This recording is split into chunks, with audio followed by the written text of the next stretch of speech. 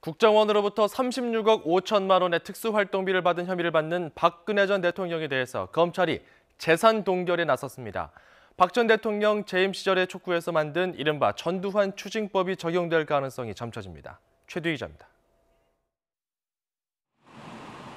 검찰이 박근혜 전 대통령의 재산에 대한 추징 보전 명령을 법원에 청구했습니다. 추징 보전 명령은 피의자가 범죄 행위로 얻은 재산을 형이 확정되기 전에 빼돌려 추징하지 못할 것에 대비해 일체의 처분 행위를 금지하는 조치입니다. 법원이 추징 보전 명령을 내릴 경우 박 전 대통령은 해당 재산에 대해 양도나 증여, 매매 등의 처분 행위가 불가능해집니다.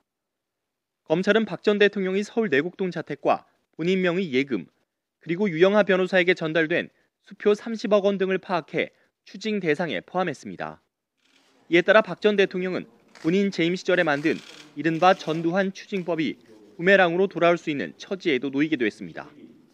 지난 2013년 박 전 대통령은 공무원이 불법으로 얻은 재산 추징 시효를 10년으로 늘리는 이른바 전두환 추징법을 강하게 추진했습니다. 전직 대통령의 추징금 문제도 과거 10년 이상 쌓여온 일인데 새 정부가 의지를 갖고 해결을 하려고 하고 있습니다.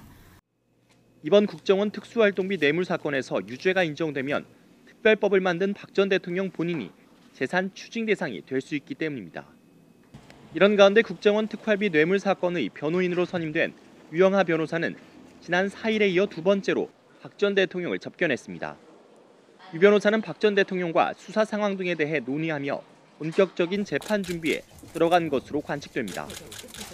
이에 따라 국정농단 재판을 거부해온 박 전 대통령이 추가 기소된 국정원 뇌물 사건은 반대로 적극 방어에 나서면서 다시 법정의 모습을 드러낼지 주목됩니다. YTN 최두희입니다.